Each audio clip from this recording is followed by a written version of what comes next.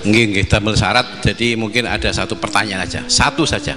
Bukan keluhan. Bukan keluhan. Ini mumpung Gus Bak pada Madhohirul Jamal. Iya, Madhohirul Jamal. Sebentar lagi sudah Jalal. Sebentar lagi sudah Madhohirul Jalal. Jadi gak kena ditakoni. Monggo setunggal mawon. Mikir. Ya, Pak. Niki ambil. Nggih. Ampun dawa-dawa terus ya, Gus. Ya jagal-jagal ya.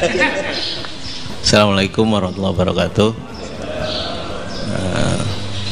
Saya Fadil, alumni Unisma yang kuliahnya paling lama. Oh, iya.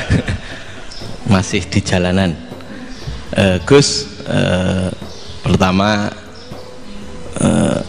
saya muhibin jenengan ngikuti 3 tahun terakhir kayaknya.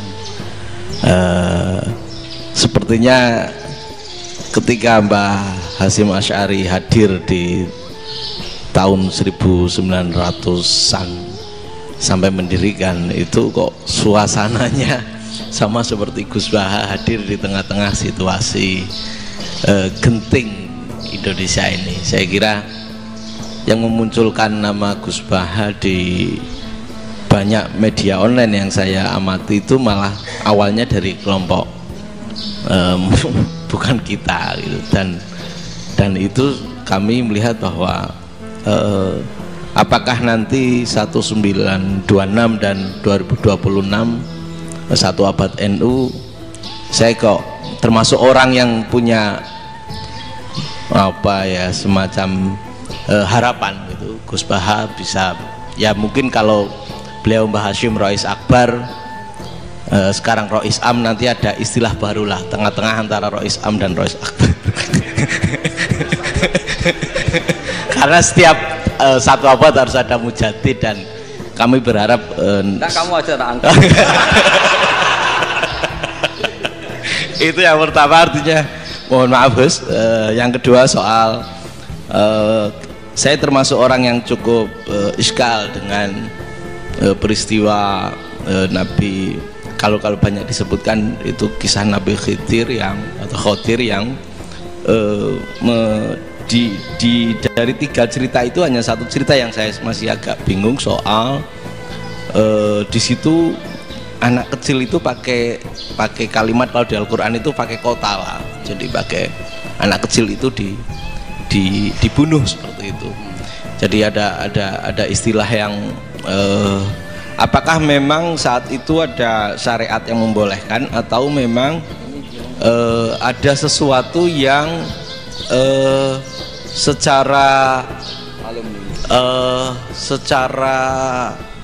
dari Allah Subhanahu wa Ta'ala memang itu dibolehkan untuk Nabi Khidir. Jadi diantara semua cerita itu saya yang agak iskal yang itu. Kalau yang kisah soal membocorkan itu mungkin masih bisa masuk ya, tetapi apakah sudah ada ilmu psikologi yang sangat tinggi sehingga kalau ada anak-anak yang idiot itu, atau apapun istilahnya yang sekarang itu boleh dilakukan tindakan gitu.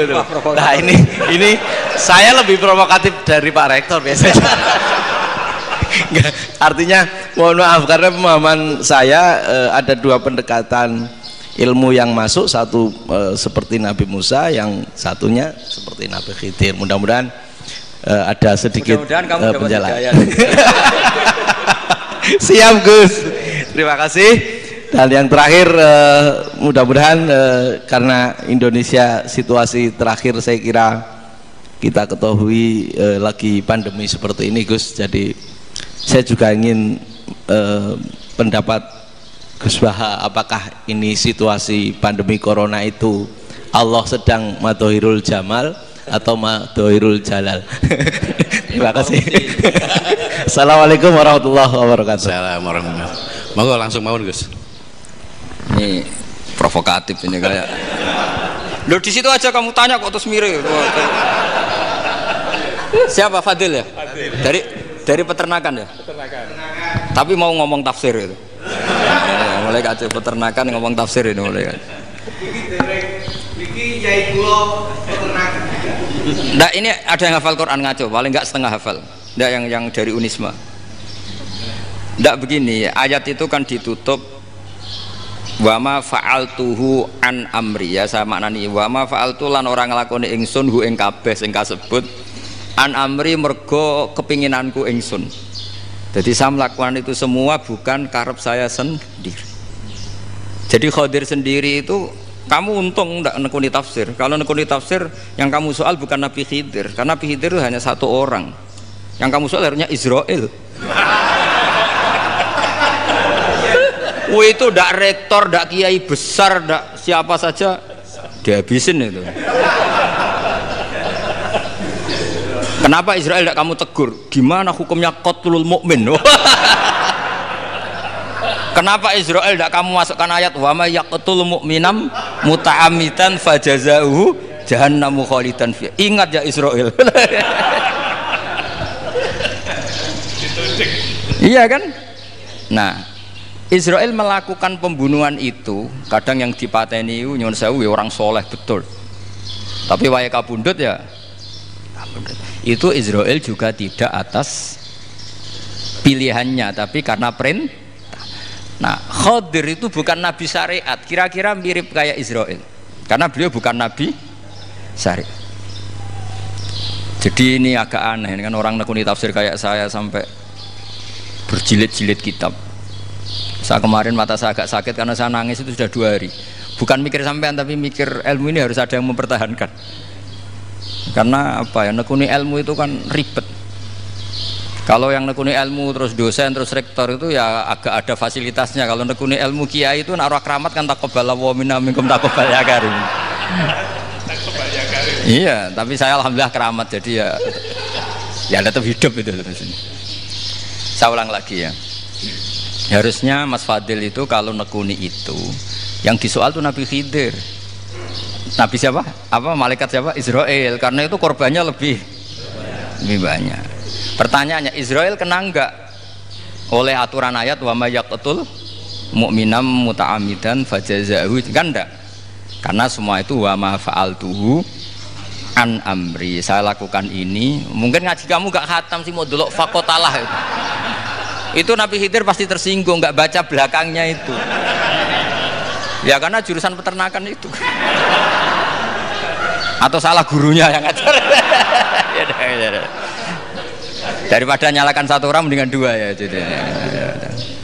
Jadi kalau ngaji itu khatam, sehingga ngerti ayat itu kan ditutup wa ma fa'altuhu an amri.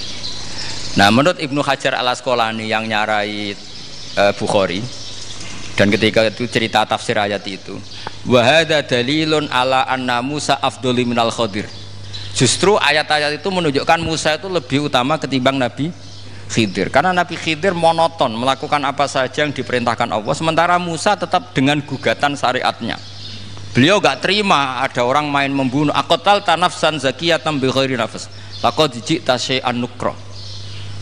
Nah, sur'atu Musa ila nahyil mungkar itu menunjukkan beliau Nabi ulil azmi. Jadi Nabi Musa langsung sikap, wah ini tidak benar kamu, padahal sudah ada perjanjian, kamu tidak boleh bantah.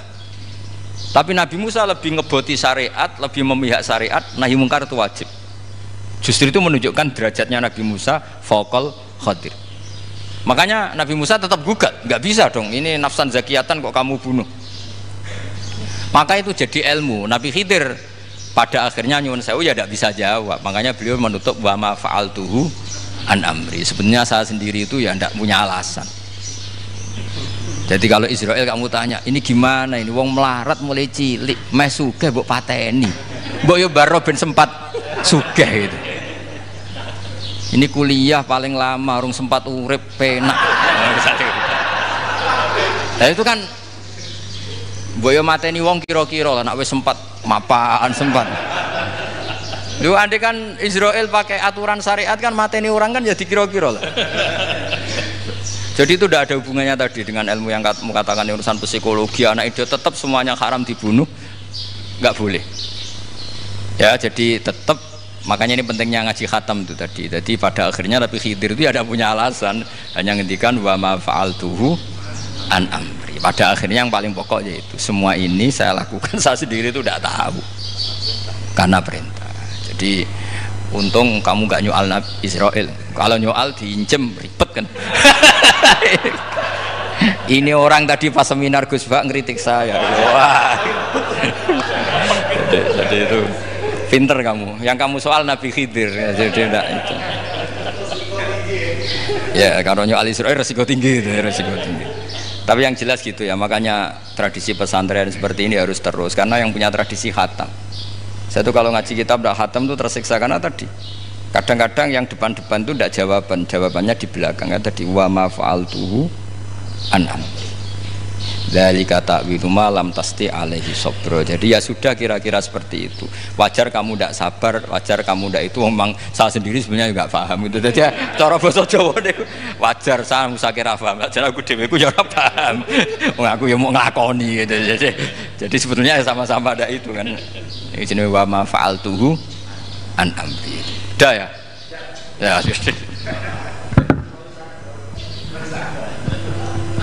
sudah ya.